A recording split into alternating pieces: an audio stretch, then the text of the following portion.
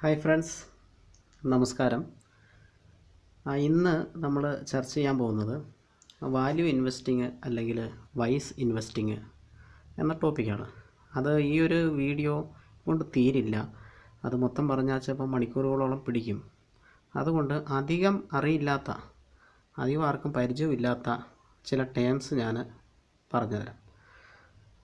നമ്മൾ സാധാരണ value investing ചെയ്യുമ്പോൾ അതിൻ്റെ ആശാൻ എന്ന് പറയുന്ന നമ്മുടെയൊക്കെ ഗുരു എന്ന് പറയുന്ന വാറൻ ബഫറ്റാണ്. അദ്ദേഹം ഫോളോ ചെയ്ത കുറച്ച് മെത്തേഡ്സ് ഉണ്ട്. ആ മെത്തേഡ്സ് നമ്മൾ ഫോളോ ചെയ്യുകയാണെങ്കിൽ നമുക്ക് സ്റ്റോക്ക് പിക്ക് ചെയ്യുന്നതിൽ വളരെയധികം മുന്നേറാൻ സാധിക്കും. അദ്ദേഹം ഫോളോ ചെയ്യുന്ന പല മാർഗങ്ങളിൽ ഏറ്റവും പ്രധാനപ്പെട്ടതായിട്ട് അദ്ദേഹം കരുതുന്ന മാർഗമാണ് അല്ലെങ്കിൽ ഒരു ടേമാണ് ROE, റിട്ടേൺ ഓൺ ഇക്വിറ്റി. അപ്പോൾ മിക്കവർക്കും ROE എന്താണെന്ന് അറിയില്ലായിരുന്നു. അതുകൊണ്ടാണ് ഞാൻ ആ ടേംസിനെ കുറിച്ച് ഈ വീഡിയോയിൽ പറയാൻ ഉദ്ദേശിക്കുന്നത്. അതുകൂടാതെ തന്നെ വേറെ പല ടേംസും നമ്മൾ ഡിപ്പെൻഡ് ചെയ്തിട്ടാണ് ഒരു സ്റ്റോക്ക് പിക്ക് ചെയ്യുന്നത്.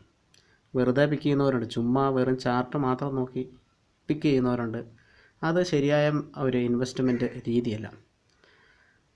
നമ്മുടെ പൈസ നഷ്ടപ്പെടാനോ വളരെ കാലത്തേക്ക് സ്റ്റക്കാകാനോ നല്ലൊരു റിട്ടേൺ കിട്ടാതിരിക്കാനോ ഒക്കെ സാധ്യതയുണ്ട് അങ്ങനെ നമ്മൾ പിക്ക് ചെയ്യുമ്പോൾ.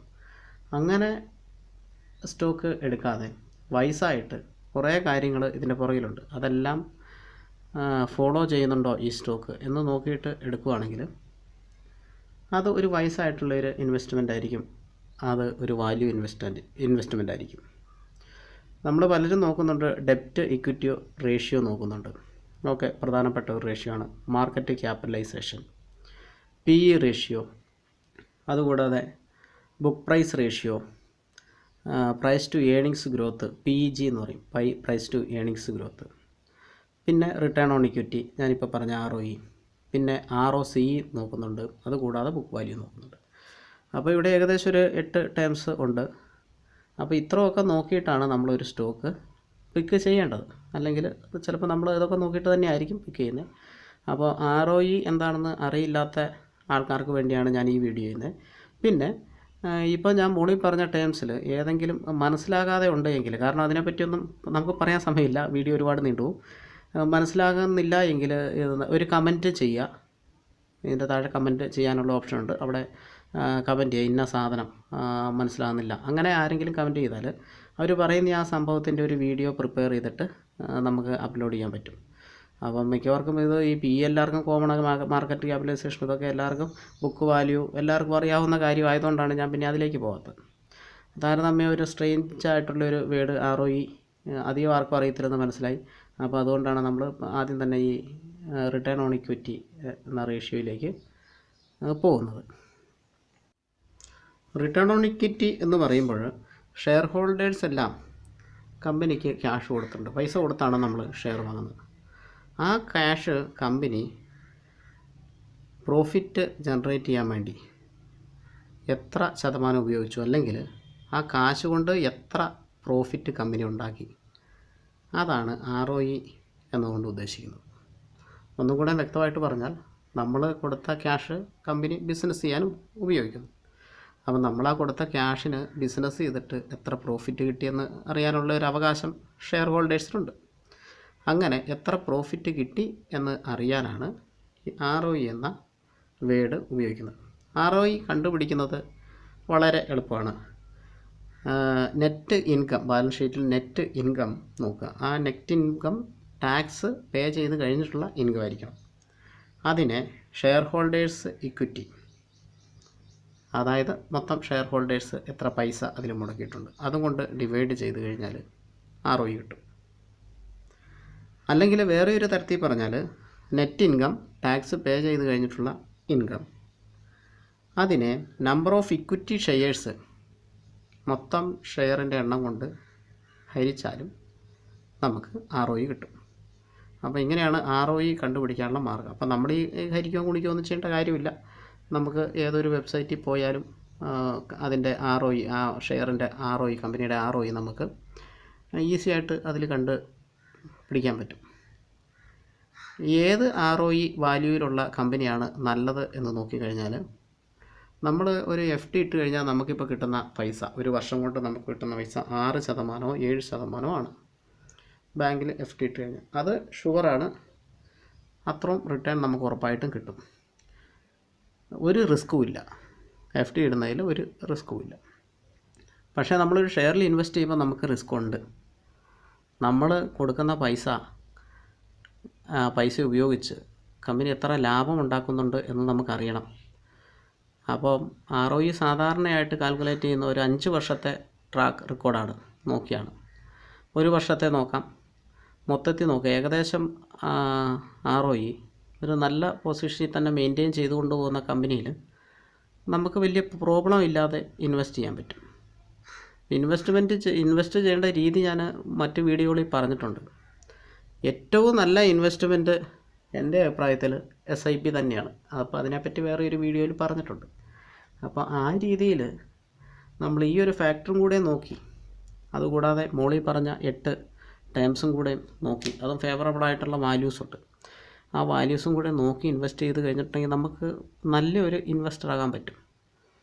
അപ്പോൾ ഇത്രയൊക്കെ നോക്കി പിക്ക് ചെയ്യാനുള്ള സൈറ്റുകളുണ്ട്. ഇപ്പോൾ സ്ക്രീനർ.in എന്ന് പറയുന്ന സൈറ്റ് ഉണ്ട്, പിന്നെ ചാർട്ടിംഗ് എന്ന് പറയുന്ന സൈറ്റുണ്ട്. അങ്ങനെ പല സൈറ്റുകളിൽ നമുക്ക് ഇതെല്ലാം ഫിൽട്ടർ ചെയ്തെടുക്കാൻ പറ്റും.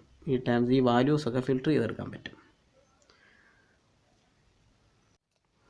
അപ്പോൾ ഇവിടെ ഒരു ക്വസ്റ്റ്യൻ ഉണ്ട്, ROE ഏത് ലെവലിൽ നിന്നാലാണ് ഒരു കമ്പനി നല്ലതാകുക അല്ലെങ്കിൽ ഒരു ഇൻവെസ്റ്റ്മെൻറ്റ് ഫ്രണ്ട്ലി ആകുക എന്നുള്ളത്. ROE ഏറ്റവും കുറഞ്ഞത് 15% ആയിരിക്കണം. അതിൻ്റെ മുകളിലേക്ക് എത്ര വേണമെങ്കിലും ആകാം. കാരണം നെറ്റ് ഇൻകം ഡിവൈഡ് ബൈ ഇക്വിറ്റിയാണ്, ഷെയർ ഹോൾഡേഴ്സ് ഇക്വിറ്റിയാണ്. നെറ്റ് ഇൻകം എത്ര കൂടുന്നു, ന്യൂമറേറ്റർ ഡിനോമിനേറ്റർ. ന്യൂമറേറ്റർ എന്ന് പറയുന്നത് നെറ്റ് ഇൻകമാണ്. അത് എത്ര കൂടുന്നു അതിനനുസരിച്ച് ROE കൂടിക്കൊണ്ടിരിക്കും. പ്രോഫിറ്റ് കൂടുന്നതനുസരിച്ച് ROE കൂടിക്കൊണ്ടിരിക്കും. ഷെയർ ഹോൾഡേഴ്സ് ഇക്വിറ്റി എന്ന് പറയുന്നത് അതെപ്പോഴും ഒരു വേരി ചെയ്യേണ്ട ഒരു സംഭവമല്ല. എന്നാൽ പോലും അത് വേരി ചെയ്താൽ പോലും ഈ ഇൻകം കൂടുന്നതനുസരിച്ചിട്ട് ROEയും വ്യത്യാസം വന്നുകൊണ്ടിരിക്കും. അപ്പോൾ ROEയിൽ നമുക്കിപ്പോൾ ബാങ്കിൽ FDയിൽ ഇൻവെസ്റ്റ് ചെയ്താൽ നമുക്ക് കിട്ടുന്ന ഒരു റിട്ടേൺ എന്ന് പറയുന്നത് 6% to 7% ആണ്. ഒരു വർഷത്തേക്ക് നമ്മൾ ഇൻവെസ്റ്റ് ചെയ്താൽ 6 മുതൽ 7 വരെ കിട്ടും. പക്ഷേ അതിലും നമുക്കൊരു റിസ്ക്കും ഇല്ല, അത് ഷുവറായിട്ട് നമുക്ക് കിട്ടുന്ന പൈസയാണ്. അപ്പോൾ ഷെയർ മാർക്കറ്റിൽ നമ്മൾ ഇൻവെസ്റ്റ് ചെയ്യുമ്പോൾ നമുക്ക് അതിൽ കൂടുതൽ കിട്ടണം, കാരണം നമ്മളവിടെ ഒരു റിസ്ക് എടുക്കുന്നുണ്ട്. FDനെ അപേക്ഷിച്ച് ഷെയർ മാർക്കറ്റ് റിസ്ക്കിയാണ്. അങ്ങനെയാകുമ്പോൾ നമുക്കൊരു 14-15% പ്രോഫിറ്റ് കിട്ടണം ഇയർലി മിനിമം. ഓക്കെ, അങ്ങനെ കിട്ടിക്കഴിഞ്ഞാൽ ശരിയാണ്, നല്ലൊരു ഇൻവെസ്റ്റ്മെൻറ്റാണ്. പക്ഷേ അതിൽ ഒരു കാരണവശാലും ഒരിക്കൽ പോലും താഴേക്ക് പോകാൻ പാടില്ല. അങ്ങനെ വരുമ്പോൾ നമുക്ക് ROE ഏകദേശം ഒരു 15%-നും അതിൻ്റെ മുകളിലോ ROE ഉള്ള കമ്പനികൾ, ഷെയറുകൾ വളരെ നല്ല ഷെയറുകളായിട്ടും ഇൻവെസ്റ്റ് ചെയ്യാൻ പറ്റിയ ഷെയറുകളായിട്ടും നമുക്ക് പരിഗണിക്കാം. പിന്നെ ഇത് പെട്ടെന്നൊരു ദിവസം ഇത്രയോ നാളും അത് കുറവായിരുന്നു, ROE കുറവായിരുന്നു, 5% അല്ലെങ്കിൽ 10% താഴെ ഉണ്ടായിരുന്നുള്ളൂ. പെട്ടെന്ന് അതിൻ്റെ ഒരു കമ്പനിയുടെ ROE കൂടിയെങ്കിലും നമ്മളതിൽ കുറച്ച് ആശങ്ക വളരാകേണ്ടതുണ്ട്. കൂടിയതിനൊരു കാരണമുണ്ട്, കുറഞ്ഞതിനും ഒരു കാരണമുണ്ട്. ഒരു കാരണമില്ലാതെ ഇതൊന്നും സംഭവിക്കില്ല. പെട്ടെന്ന് കൂടിക്കഴിഞ്ഞാൽ നമ്മൾ വളരെയധികം നന്നായിട്ട് സ്റ്റഡി ചെയ്തിട്ട് മാത്രമേ ഇൻവെസ്റ്റ് ചെയ്യാവുള്ളൂ. ഏകദേശം ഒരു 5 വർഷത്തെ ട്രാക്ക് എടുത്തു കഴിഞ്ഞിട്ടുണ്ടെങ്കിൽ ROE ഒരു 15% അല്ലെങ്കിൽ അതിൽ കൂടുതലുള്ള കമ്പനികൾ ഇൻവെസ്റ്റ്മെൻറ്റ് ചെയ്യാൻ നല്ല കമ്പനികളായിട്ട് പരിഗണിക്കാറുണ്ട്. ROEനെ കുറിച്ചുള്ള ക്ലാസ് അവസാനിക്കുന്നില്ല. ഇതിൻ്റെ ഒരു 2ാം ഭാഗമോ 3ാം ഭാഗമോ കുറച്ച് വാസ്റ്റായിട്ടുള്ള ഒരു സബ്ജക്റ്റാണ്. കുറേ കാര്യങ്ങൾ അതിൽ പറയാനുണ്ട്. പ്രത്യേകിച്ച് നമ്മുടെ ഗ്രൂപ്പിൽ അത് ഡിസ്കസ് ചെയ്തപ്പോൾ ഒരുപാട് വ്യൂസ് വരികയുണ്ടായി. അപ്പോൾ ആ വ്യൂസൊക്കെ ഞാൻ ശേഖരിച്ച് വെച്ചു. അതിനെക്കുറിച്ചൊക്കെ ഒരു പഠനം നടത്തിക്കൊണ്ടിരിക്കുകയാണ്. അപ്പോൾ പലരും വിട്ടുപോകുന്ന ഒരു സംഗതിയാണ് ഈ ROE നോക്കാതിരിക്കുക എന്നുള്ളത്. അവർക്ക് ഒരു പെട്ടെന്ന് ഇനിയിപ്പം അവർ ഏത് ഷെയർ സെലക്ട് ചെയ്താലും അതിൻ്റെ ROE എത്രയാണ് ഒന്ന് നോക്കും, എത്രയാണെന്നുള്ളത് നോക്കും. അപ്പോൾ അതിൻ്റെ താഴെയാണെങ്കിൽ അതൊരു ഓക്കെ നല്ലതല്ല എന്നുള്ളൊരു ഐഡിയ കിട്ടും. അതിനുവേണ്ടിയാണ് ഇപ്പോൾ ഈ വീഡിയോ ചെയ്ത്. കുറച്ച് ഡീപ്പിലേക്ക് പോകാനുണ്ട്, മാത്തമാറ്റിക്കലി കുറച്ച് കാര്യങ്ങൾ ചെയ്യാനുണ്ട് ROEനെ പറ്റിയിട്ട്. അപ്പം അത് നമുക്ക് 2ാമത്തെ പാർട്ടിലും 3ാമത്തെ പാർട്ടിലും ഒക്കെ ആയിട്ട് ചെയ്യാം. വീഡിയോ അധികം നീട്ടിക്കൊണ്ടു പോകാൻ ഉദ്ദേശിക്കാത്തതുകൊണ്ടാണ് ഇപ്പോൾ നിർത്തുന്നത്. Thank you for watching.